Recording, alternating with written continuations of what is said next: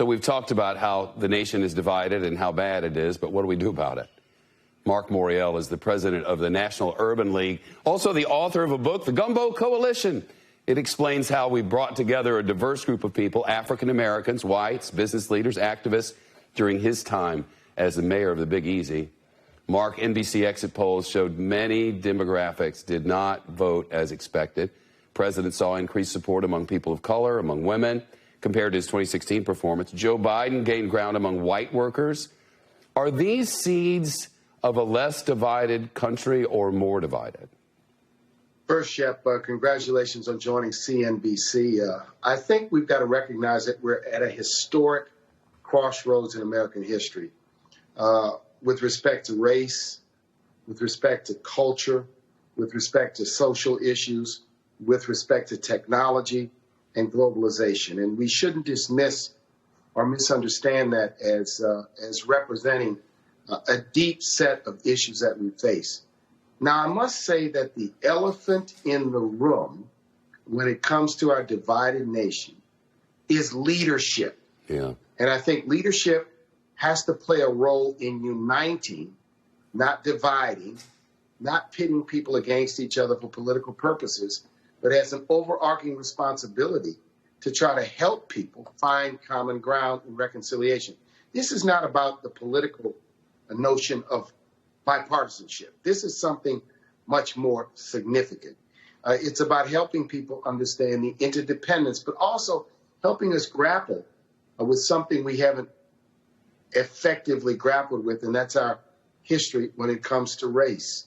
And I think that's central to the divide. So to get beyond it, I think we've got to create a new vision of what national unity is all about. It's a big table. It's a multicultural table. It's a table of people with different backgrounds, races, orientations. It is a 21st century notion of national unity. We've got to build it. And it may not be what historic senses of unity is about, because we have to tolerate differences, but we have to affirm the sense that everyone is equal. Everyone should be treated fairly, that there should be tolerance, and that we've got to address longstanding economic and social divides. No, nobody's arguing with any of that, Marc. There's another thing, too. We used to all kind of know each other and have shared experiences. You know, we would read the same newspapers, we'd watch the same shows, we'd go to the same place. Now we can kind of live in our own little world. We can live in places where our own thoughts and feelings and prejudices are amplified, and you can see them like in a mirror. And you never have to venture out from that, like into a place where the others live. What do we do about that? You know, Shep, you're pointing to the fact that the media and the way the media is structured and social the way media, all of it, yeah, where everyone can choose a lane or choose a channel. I hate it. And there is no shared messaging, no shared experiences. I don't have an easy answer to confront that. But the first thing is to acknowledge that when it comes to our politics, the divided media and the ability of people to just embrace a different set of facts, and that be the propulsion of different opinions. Different opinions are time-honored in this nation. Different sets of facts, the grasping of things that are simply not true, is what I think has exacerbated and created so much of the friction we face. How we address that, I'm going to come back to leadership.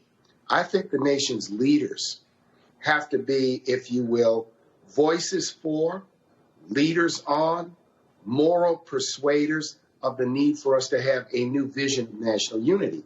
And I think that's what we hopefully will see with a change in the presidency, a different tone and a different approach. Well, we don't know if we're going to have a change in the presidency, but I will say this. I think COVID's made it a lot worse because so many of us in some parts of the country, we sit at home, we live in our computers, we don't go out as much, we don't see other people as much.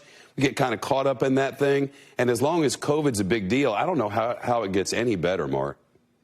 You know, Chip, I saw COVID and I said, of all things for the nation to be divided about, it's horrible. A pandemic, a health emergency. You know, when this nation has had its moments of greatest national unity, it's been in the face of crises.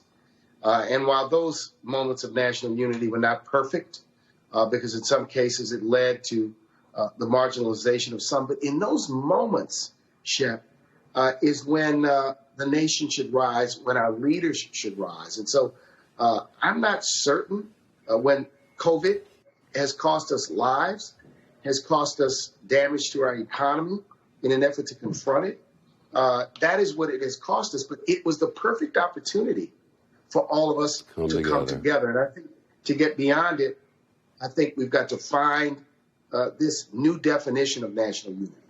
We got time for that. I think it's with us for a while. I hope to see you maybe in the shadow of Tiger Stadium or in the Grove sometime soon, Marc. Oh, yeah. It's great to have you in. Laissez les bons temps. Hey, Chef, thank you.